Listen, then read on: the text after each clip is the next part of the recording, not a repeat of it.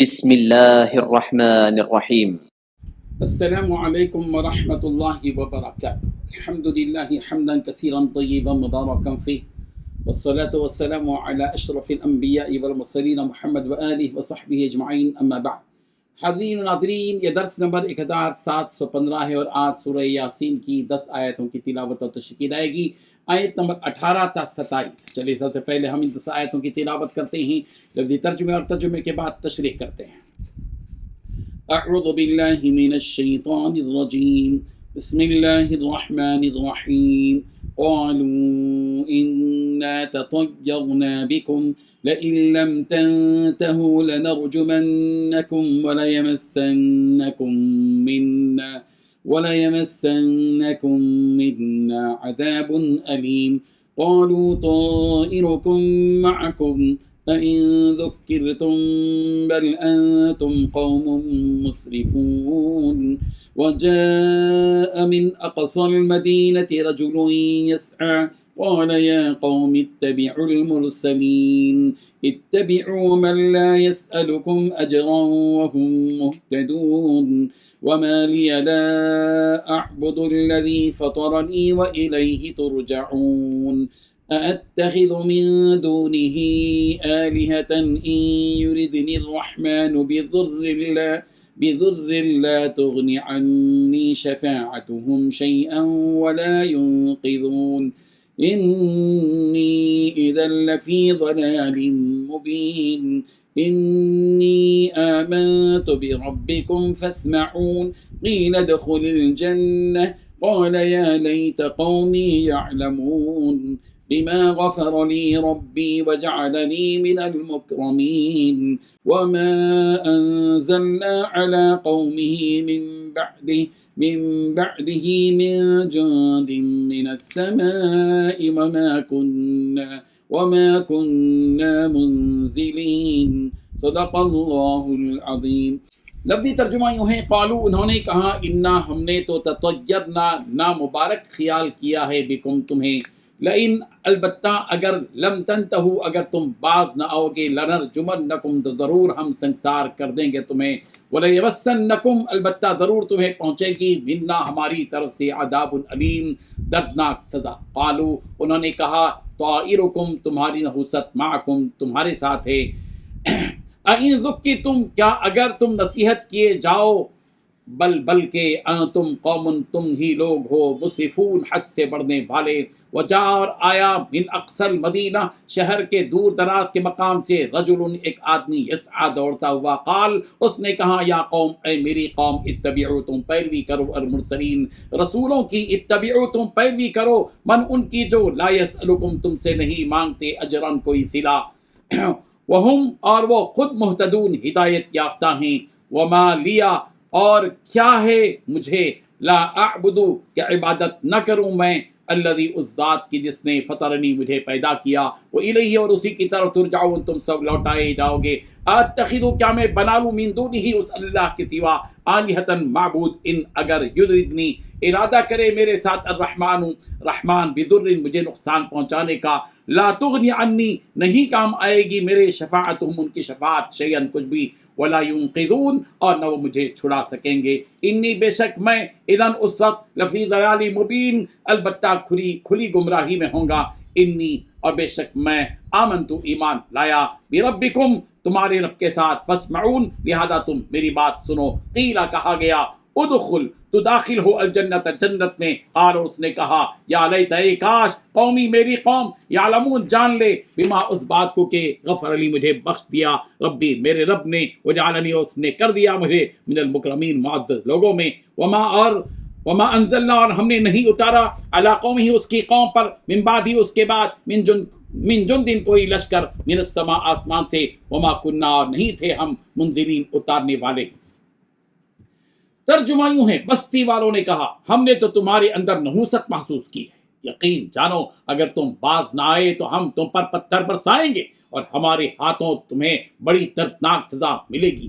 رسولوں نے کہا، تمہاری نحوست خود تمہارے ساتھ لگی ہوئی ہے، کیا یہ باتیں اس لیے کر رہے ہو کہ تمہیں نصیحت کی بات پہنچائی گئی ہے؟ اصل بات یہ ہے کہ تم خود حد سے گزرے ہوئے لوگ ہو اور شہر کے پرلے علاقے میں سے علاقے سے ایک شخص دوڑتا ہوا آیا، اس نے کہا اے میری قوم کے لوگوں، ان رسولوں کا کہنا مان لو، ان لوگوں کا کہنا مانو جو تم سے کوئی اجرت نہیں مانگ رہے ہیں اور وہ صحیح راستے پر ہیں، اور بھلا میں اس ذات کی عبادت کیوں نہ کروں جس نے مجھے پیدا کیا ہے اور اسی کی طرف تم سب کو واپس بھیجا جائے گا۔ بھلا کیا اسے چھوڑ کر میں ایسوں کو معبود مانوں کہ اگر خدائے رحمان مجھے کوئی نصیحت پہنچانے کا ارادہ کر لے تو ان کی سفارش میرے کسی کام نہ آئے اور نہ وہ مجھے چھڑا سکیں؟ اگر میں ایسا کروں گا تو یقیناً میں کھلی گمراہی میں مبتلا ہو جاؤں گا،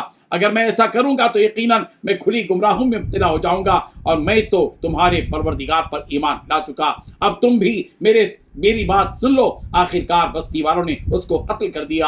اللہ تعالیٰ کی طرف سے اس سے کہا گیا کہ جنت میں داخل ہو جاؤ۔ اس نے جنت کی نعمتیں دیکھ کر کہا کہ کاش میری قوم کو معلوم ہو جائے کہ اللہ نے کس طرح میری بخشش کی اور وہ مجھے باعزت لوگوں میں شامل کیا۔ اور شخص کے بعد ہم نے اس کی قوم پر آسمان سے کوئی لشکر نہیں اتارا اور نہ ہمیں اتارنے کی ضرورت تھی۔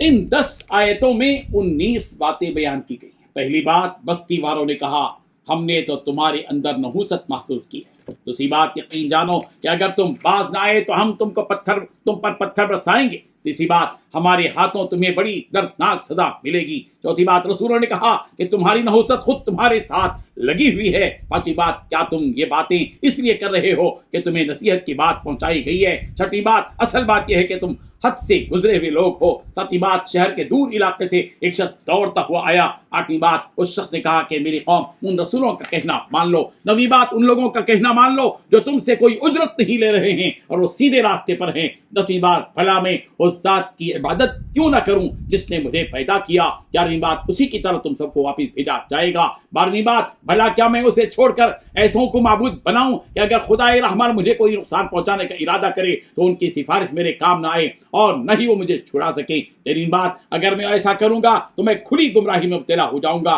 14ویں بات، میں تو تمہارے پروردگار پر ایمان لا چکا۔ 15ویں بات، اب تم لوگ بھی میری بات سن لو۔ 16ویں بات، اس آدمی سے کہا گیا کہ تم جنت میں داخل ہو جاؤ۔ 17ویں بات، وہ آدمی جنت میں جانے کے بعد کہنے لگا کہ کاش میری قوم کو معلوم ہو جائے۔ 18ویں بات کہ اللہ نے میری کس طرح بخشش کر دی۔ 19ویں بات، مجھے باعزت لوگوں میں شامل کیا۔ بزرگان محترم، پچھلی آیتوں میں ان رسولوں نے بستی والوں سے جو کہا تھا اس کا ذکر تھا۔ یہاں ان بستی والوں نے ان رسولوں کو کیا جواب دیا اس کا ذکر ہے کہ ان رسولوں کی باتیں سن کر ان بستی کے لوگوں نے کہا کہ ہم پر جو مصیبتیں آ رہی ہیں وہ تمہاری ہی وجہ سے آ رہی ہیں۔ نعوذ باللہ من ذالک۔ اگر تم لوگ اپنی اس تبلیغ سے باز نہیں آؤ گے تو ہم تمہیں پتھر مار کر ہلاک کر دیں گے اور تمہیں بہت سخت سزائیں دیں گے جس سے کہ تم لوگ تڑپتی حالت میں موت کا سامنا کرو گے۔ اس لیے بہتر ہے کہ تم لوگ اپنی ان حرکتوں سے باز آ جاؤ۔ ان بستی والوں کی باتیں سن کر ان رسولوں نے کہا کہ یہ تم پر جو آزمائشیں آ رہی ہیں وہ تمہاری بدعمالیوں کی وجہ سے آ رہی ہیں، کہ یہ تمہارے لیے سدھرنے کا ایک موقع ہے جو اللہ تمہیں ان سختیوں میں مبتلا کر کے دے رہا ہے۔ اگر تم لوگ اس رب کا کہنا نہیں مانو گے تو وہ تمہیں ہلاک کر دے گا، اور تم ہم پر جو الزام لگا رہے ہو وہ الزام بس اس لیے ہے کہ ہم تمہیں خبردار کر رہے ہیں اور نصیحت کر رہے ہیں۔ اگر تمہیں یہ نصیحت راست نہیں آتی تو اس کا مطلب یہ ہے کہ تم لوگ حد سے گزرے ہوئے لوگ ہو کہ جنہیں نصیحت کرنا کچھ فائدہ مند نہیں ہوگا۔ حضرت قتادہ رضی اللہ عنہ نے فرمایا قالوا انا تطیرنا بکم کا مطلب یہ ہے کہ ہم پر جو مصیبتیں آ رہی ہیں وہ تم لوگوں کی وجہ ہی سے آ رہی ہیں۔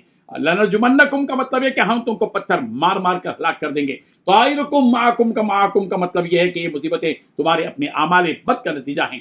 آئین ذکرتم کا مطلب یہ ہے کہ اگر ہم تم کو نصیحت کریں تو تم ہم کو منحوس سمجھو۔ اور بعض مفسرین نے کہا کہ انا تطیرنا بکم کا مطلب یہ ہے کہ اللہ تعالیٰ نے ان کی آزمائش کے لیے 3 سال تک ان سے بارش کو روک لیا اور ان پر قحط سالی نازل فرمائی، جس کی وجہ سے ان لوگوں نے ان رسولوں کو اس قحط سالی کا سبب مانا۔ آخرکار بستی والے ان رسولوں کو جان سے مارنے کے لیے جمع ہوئے۔ اس بستی میں ایک مومن شخص بھی تھا۔ جب اسے اس بستی والوں کی یہ حرکت معلوم ہوئی تو وہ ان رسولوں کو مار دینے والے ان رسولوں کو مار دیا جا رہا ہے تو وہ شخص دوڑتا ہوا آیا اور اپنی قوم کے پاس آ کر اس نے کہا اس نے ان بستی والوں کو تنبیہ کی اور کہا، چنانچہ اللہ تبارک تعالیٰ نے فرمایا کہ ایک شہر کے دور علاقے سے ایک شخص دوڑتا ہوا آیا اور اس نے اپنی قوم سے کہا کہ اے میری قوم، تم لوگ ان رسولوں کا کہنا مان لو، اور خدا پر ایمان لانے کے لیے یہ لوگ کہہ رہے ہیں اس پر ایمان لاؤ اور ان بتوں کی عبادت سے پرہیز کرو، اور یہ رسول جو کام کر رہے ہیں اس کام کے کرنے پر وہ تم سے کوئی اجرت یا پیسہ نہیں مانگ رہے ہیں۔ تو اس کا مقصد ان باتوں سے مال کمانا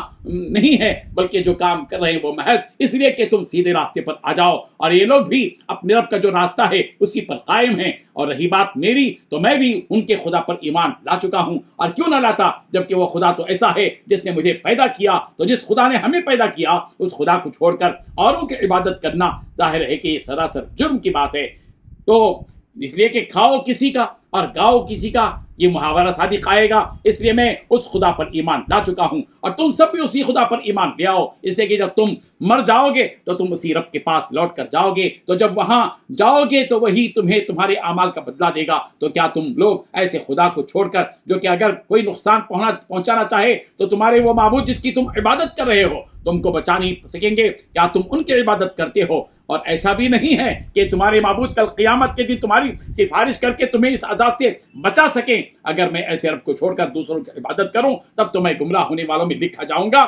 جب ان بستی والوں نے اس آدمی کی باتیں سنی تو انہوں نے اس آدمی کو مار دیا، قتل کر دیا۔ اللہ تبارک و تعالیٰ نے اسے اس کے بدلے میں جنت عطا کی۔ وہ آدمی جب جنت میں پہنچا تو وہاں کی نعمتوں کو دیکھ کر کہنے لگا، کاش میری قوم کو معلوم ہوتا کہ میرے رب نے ایمان لانے کی وجہ سے مجھ پر کیا انعام کیا، کاش کہ وہ یہ دیکھ پاتے کہ کس طرح اللہ نے میری بخشش کر دی اور مجھے اپنے اس عمل کے بدلے باعزت لوگوں میں شامل کیا۔ ان آیتوں میں جس آدمی کا ذکر ہے وہ آدمی کون ہے؟ اس کے بارے میں اکثر مفسرین کا قول یہ ہے کہ وہ حبیب بن مری تھے۔ بعض نے ان کے تعلق سے کہا کہ وہ مومن تھے، بعض نے کہا کہ وہ بت پرست تھے، لیکن جب انہوں نے ان رسولوں کی بات سنی تو وہ ایمان لے آئے۔ بہرحال اس آیت میں اور بھی مزید تفصیلات ہیں، اختصار سے کام لیتے ہوئے ہم اسی پر اکتفا کرتے ہیں۔ وآخر دعوانا ان الحمد للہ رب العالمین۔